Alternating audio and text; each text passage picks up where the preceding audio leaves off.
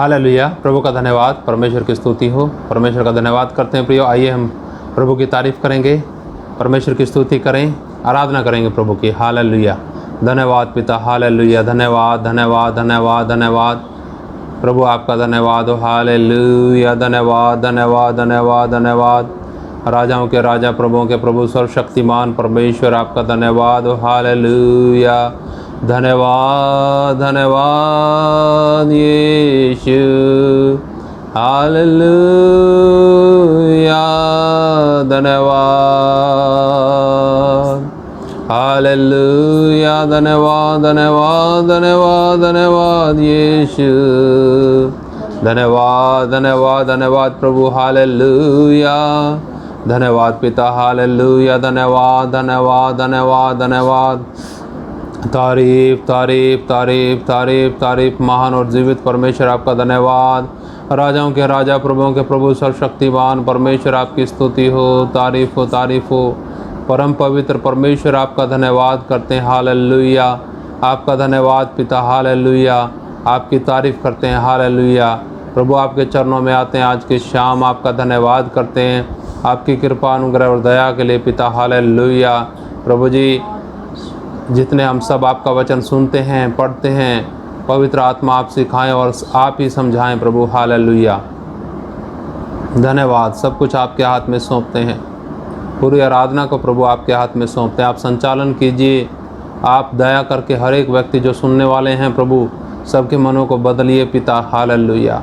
धन्यवाद पिता। सब कुछ आपके हाथ में सौंपते हुए धन्यवाद के साथ प्रार्थना यीशु मसीह के नाम से मांगते हैं, आमीन। हालेलुया। प्रभु का धन्यवाद, प्रभु की तारीफ़ करते हैं प्रियो। आइए हम प्रभु की महिमा के लिए एक भजन गाएंगे वचन में जाने से पहले, और ये भजन है 95 नंबर। ये भजन है, जंगली दरख्तों के दरमियान एक सेब के पेड़ के समान नज़र आता है मुझे ए मसीह, सारे संतों के बीच में तू। हम्द करूं यानी तारीफ़ करूं तेरी है प्रभु, अपने जीवन भर इस जंगल के सफ़र में कहूँ शुक्रगुजारी से मैं। हालेलुया। जंगली दरख्तों के दरमियान एक सेब के पेड़ के समान, जंगली दरख्तों के दरमियान एक सेब के पेड़ के समान नजर आता है मुझे मसीह, नजर आता है मुझे मसीह, सारे संतों के बीच में तू, सारे संतों के बीच में तू। हम करूं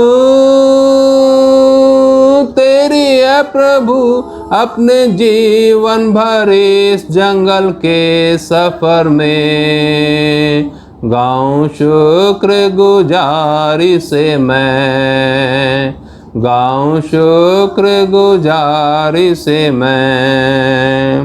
इत्र के समान है तेरा नाम, खुशबू फैलाता है जहान में।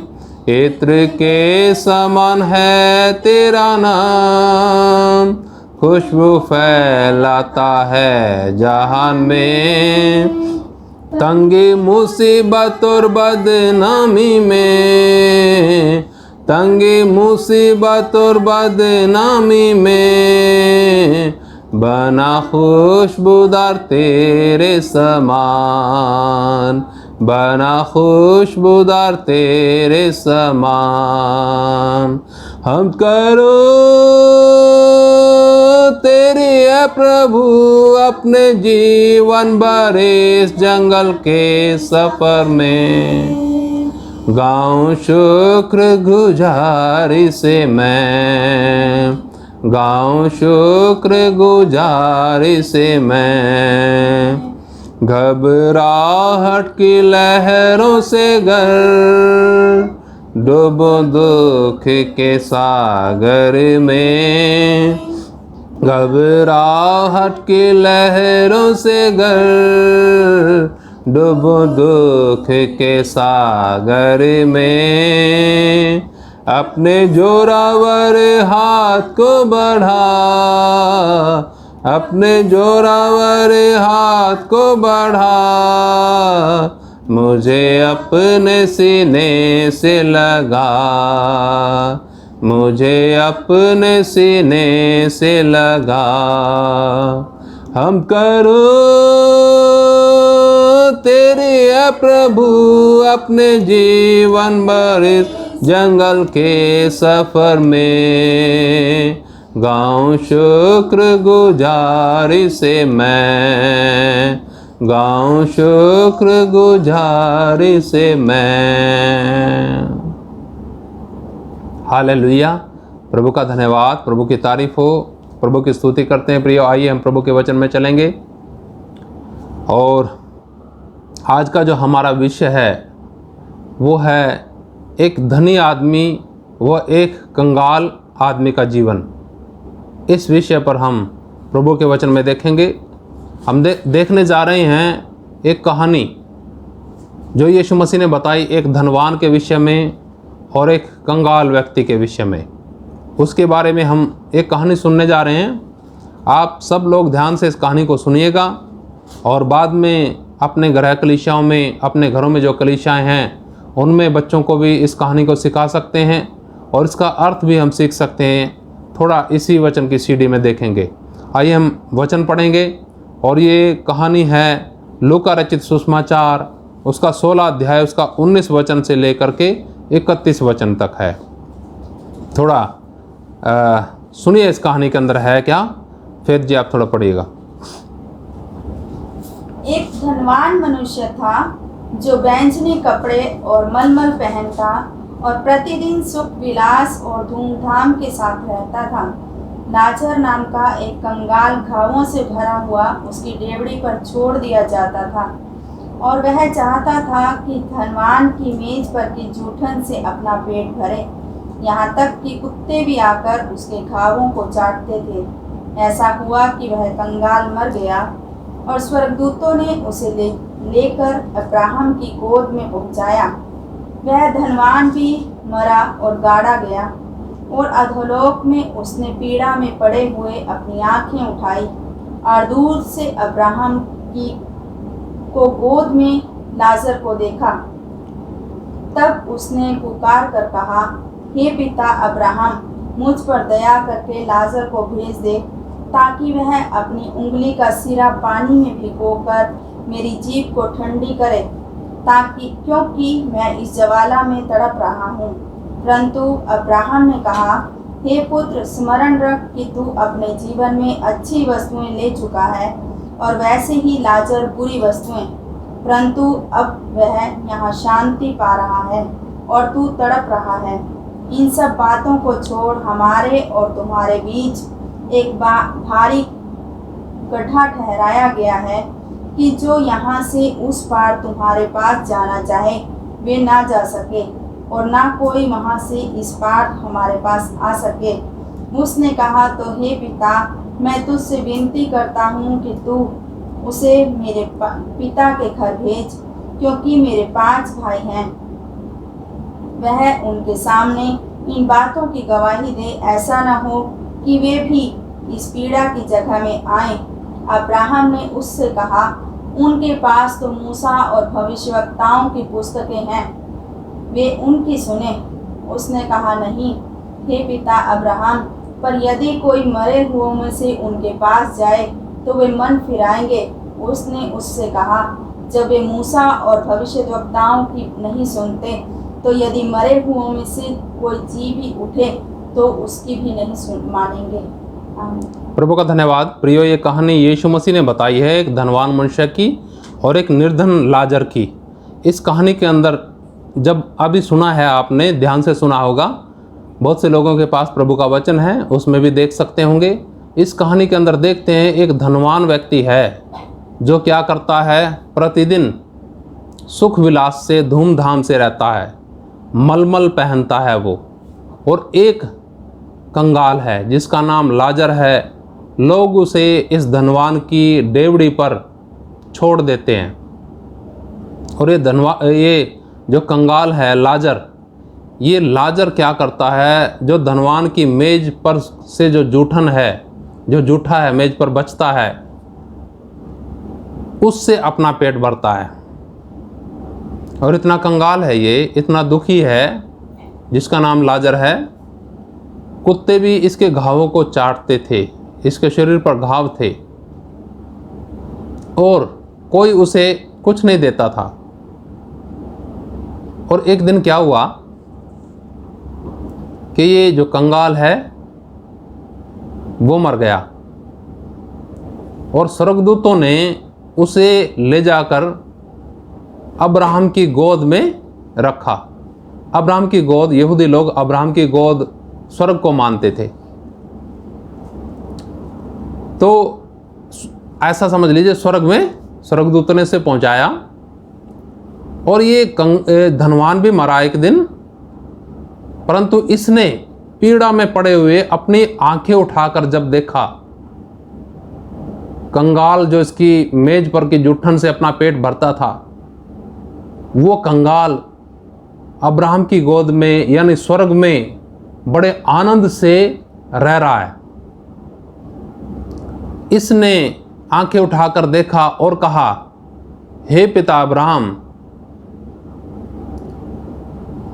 लाजर को मेरे पास भेज दे, ताकि वो अपनी उंगली का एक सिरा भिगाकर मेरे जीभ पर रखे कि मैं आराम पाऊं, क्योंकि मैं यहां तड़प रहा हूं।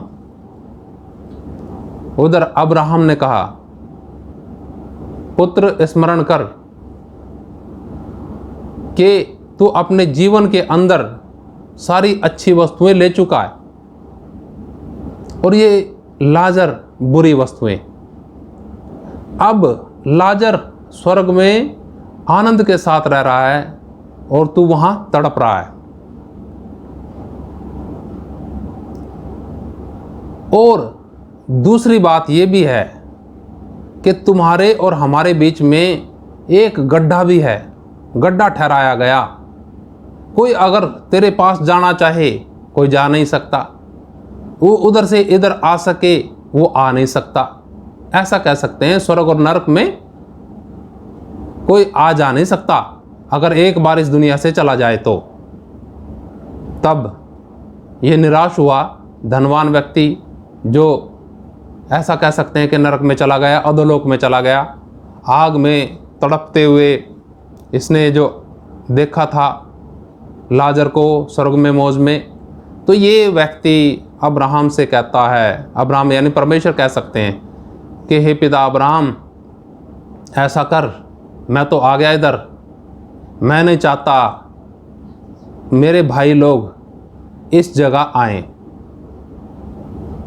दुनिया में 5 मेरे भाई लोग हैं, ऐसा कर कि इसको उनके पास भेज दे कि कहीं वो भी इस जगह ना आ जाएं, तड़पने की जगह। तब अब्राहम ने, ऐसा कह सकते हैं परमेश्वर ने कहा कि उनके पास मूसा और भविष्यद्वक्ताओं की पुस्तकें हैं, उनकी सुने, नहीं सुनेंगे। अब्राहम ने क्या बोला कि अगर वो उसकी नहीं सुनते, जो पुस्तकें हैं उनकी नहीं सुनते, भविष्यद्वक्ताओं की नहीं सुनते, तो अगर कोई मुर्दों में से जी उठेगा तो उसकी कैसे सुनेंगे, उसकी भी नहीं सुनेंगे। तो प्रियो, इस कहानी के अंदर हम ऐसा देख सकते हैं कि इस दुनिया के अंदर जो मौज मस्ती में और सुख चैन में अपना जीवन व्यतीत करते हुए दुनिया छोड़ के जाते हैं, उनके लिए हमेशा का दुख है, कष्ट है, हमेशा की तड़पण है अधोलोक में। परंतु जो इस दुनिया के अंदर मन फिराते हैं और अपने इस सांसारिक जीवन को सुख में बनाने की बजाय इस सांसारिक जीवन के अंदर रहते हुए आने वाले जीवन के लिए तैयार होते हैं, मन फिराते हुए, उन बातों से मन हटाते हुए जो हमें अधोलोक में ले जा सकती हैं, वो लोग ही हमेशा के आनंद की जगह में स्वर्ग में प्रवेश करने पाएंगे। और परमेश्वर ने अपना वचन दिया हमें, उसके वचन के ऊपर हमें भरोसा करना चाहिए, विश्वास करना चाहिए। परमेश्वर अपने वचन के द्वारा हम सबसे बातें करते हैं। तो क्या करना है प्रियो? मन फिराना है बहुत से लोगों को। किन बातों से? उन बातों से जिन्हें परमेश्वर नहीं चाहते हमारे जीवन के अंदर, और उस सुख विलास से जो हमें अधोलोक में पहुंचा सकता है। इसलिए सुख विलास की चाहत अपने जीवन के अंदर से निकाल सकते हैं प्रार्थना के साथ। हम प्रभु के चरणों में बैठ करके आराधना के साथ, जब हम आराधना करते हैं, प्रार्थना करते हैं, वचन सुनते हैं, प्रभु के साथ अपना जीवन व्यतीत करते हैं, प्रभु हिम्मत देते हैं, सामर्थ देते हैं, और अपने आप ही हमारा मन सांसारिक वस्तुओं से, भौतिक वस्तुओं से हटना शुरू हो जाता है, और हमें मालूम पड़ जाता है कि ये जो जीवन है क्षण भर का जीवन है। इस क्षण भर के जीवन के अंदर, जैसे उसने धनवान व्यक्ति ने क्या किया, अच्छी वस्तुएं, इस संसार की अच्छी वस्तुएं प्राप्त की। अब वो क्या करता था, उधर हमेशा के लिए तड़पन की जगह चला गया। आपको जो लोग सुनते हैं वचन, हम सबको अपने जीवन को खंगालने की, जांचने की आवश्यकता है।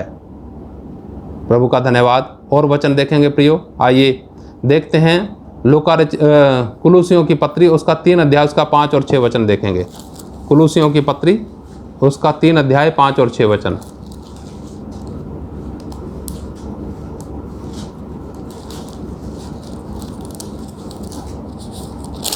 यहाँ पर ऐसा लिखा है, इसलिए अपने उन अंगों को मार डालो जो पृथ्वी पर हैं, अर्थात व्यभिचार, अशुद्धता, दुष्कामना, बुरी लालसा और लोभ को, जो मूर्ति पूजा के बराबर है।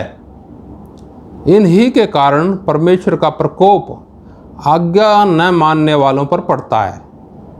प्रियो, पुराने जीवन के अंदर जो बातें थी, कई बार वही बातें हमारे जीवनों के अंदर फिर से प्रभाव डालने लगती हैं। पुराना मनुष्यत्व बड़ा जोर मारता है कि फिर से मैं इस नए मनुष्यत्व को कब्जे में ले लूं, परंतु ऐसा संभव नहीं है। अगर आपके जीवन के अंदर नया मनुष्यत्व आ गया है, तो ये नया मनुष्यत्व हमेशा आपको जागृत रखेगा। अगर इधर उधर ध्यान चला जाता है, दाएं बाएं ध्यान भटक जाता है मसीह यात्रा में, तो भी परमेश्वर आपको सचेत करता है अपने दासों के द्वारा, अपने वचन के द्वारा। तो हमें जागृत रहना है कि कहीं पुराना मनुष्यत्व, जिस मनुष्यत्व के अंदर क्या था लिखा, व्यभिचार, अशुद्धता, दुष्कामना, बुरी लालसा, लोभ और आज्ञा ना मानना, ये सारी बातें थी, ये बातें कहीं नए जीवन के अंदर प्रभाव ना डालें। प्रियो, इन बातों के ऊपर परमेश्वर की सामर्थ से, परमेश्वर की दया से हम जय प्राप्त कर सकते हैं। हालेलुया। इस दुनिया के अंदर जीवन जो है थोड़े दिन का है, चाहे वो आनंद में गुजारें, चाहे वो कष्टों में गुजारें। प्रियो, अगर आनंद में गुजारेंगे, धनवान व्यक्ति की तरह कहीं बाद में पछताना ना पड़े, परंतु उस पछतावे से हुआ क्या? उस पछतावे से कुछ नहीं हुआ, क्योंकि जब एक बार आत्मा इस दुनिया को छोड़ के चली जाती है, फिर उसमें कोई परिवर्तन हो नहीं सकता। फिर नहीं कोई परिवर्तन हो सकता, चाहे जो मर्जी कीजिए।